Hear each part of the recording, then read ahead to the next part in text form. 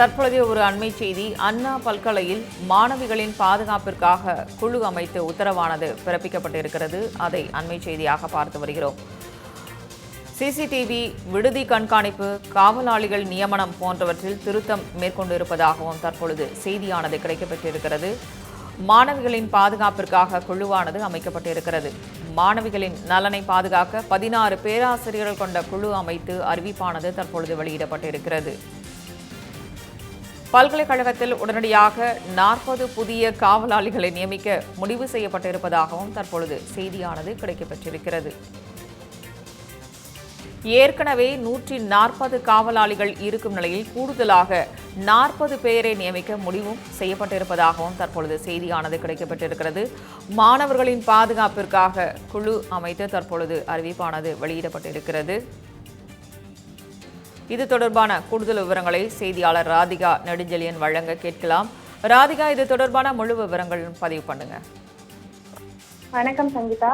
அண்ணா பல்கலைக்கழகத்தில் கடந்த 23ஆம் தேதி அதே பல்கலைக்கழகத்தில் படிக்கக்கூடிய மாணவிக்கு பல்கலைக்கழக வளாகத்திலேயே பாலியல் வன்கொடுமை என்பது நடந்தது. இது பெரிய அளவில் சர்ச்சையாக மாறி இருக்கக்கூடிய சூழலில் இதற்கான நடவடிக்கைகளும் தற்போது துரிதமாக மேற்கொள்ளப்பட்டு வருகிறது. குறிப்பாக தேசிய மகளிர் ஆணையம் இது தொடர்பாக விசாரணை மேற்கொள்வதற்காக இன்று சென்னைக்கு வருகிறார்கள். அதே போல இது தொடர்பாக பல்கலைக்கழக நிர்வாகமும் அடுத்த கட்ட விசாரணைக்கு இந்த சர்ச்சையை நகர்த்தி வருகிறார்கள். அந்த வகையில் தற்போது பெண்களுடைய பாதுகாப்பினை கண்காணிப்பதற்காக புது குழு ஒன்று அமைக்கப்பட்டிருக்கிறது.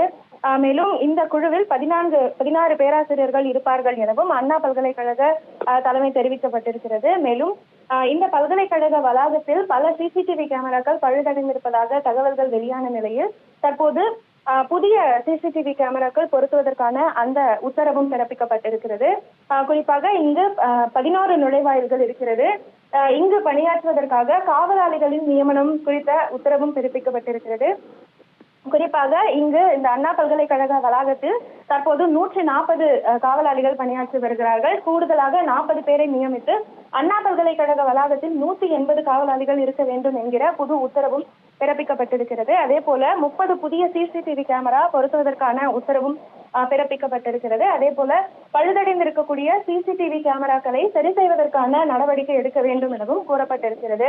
அது மட்டுமல்லாது பல்கலைக்கழக வளாகத்திலேயே மாணவிக்கு இப்படிப்பட்ட சம்பவம் நடந்திருப்பது மாணவர்கள் மத்தியில் கடும் அதிர்ச்சி ஏற்பட்டிருக்கக்கூடும் என்பதன் காரணமாக மாணவர்களுக்கு தன்னம்பிக்கை வழங்குவதற்கான அந்த உளவியல் ரீதியான பயிற்சியும் கொடுக்க வேண்டும் என்கிற உத்தரவு பிறப்பிக்கப்பட்டிருக்கிறது. அதே போல பல்கலைக்கழக வளாகத்தில் மாணவர்கள் மாணவிகளுக்கு இருக்கக்கூடிய விடுதிகளுக்கான அந்த கட்டுப்பாட்டும் ஏற்கனவே அறிவிக்கப்பட்டிருந்தது. அதே போல தற்போது விடுதி கண்காணிப்புக்காகவும் புதிய உத்தரவுகள் பிறப்பிக்கப்பட்டிருக்கிறது.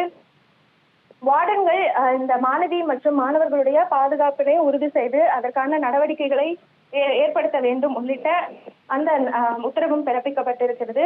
மேலும் பல்வேறு பணிகளுக்கு குழுக்கள் அமைத்து இதற்கான நடவடிக்கையை எடுக்க வேண்டும் எனவும் தெரிவிக்கப்பட்டிருக்கிறது. சமீபத்தில் அண்ணா பல்கலைக்கழகத்துடைய ஆசிரியர் சங்கமே கூட ஆளுநருக்கு இது தொடர்பாக ஒரு கடிதம் எழுதியிருந்தார்கள். குறிப்பாக துணைவேந்தர் இல்லாத காரணத்தினால் பல பணிகள் தாமதம் அடைவதாகவும் மாணவர்களுடைய பாதுகாப்பை உறுதி செய்வதற்கு உரிய நடவடிக்கை எடுக்க வேண்டும் எனவும் கடிதம் எழுதியிருந்தார்கள். அந்த வகையில் தற்போது இந்த புதிய உத்தரவுகள் பிறப்பிக்கப்பட்டிருக்கிறது. அண்ணா பல்கலைக்கழகத்தில் பெண்களின் பாதுகாப்பு கருதி குழுவானது அமைக்கப்பட்டு இருப்பதையும் அது தொடர்பான முழு விவரங்களை பகிர்ந்தமைக்கு நன்றி ராதிகா.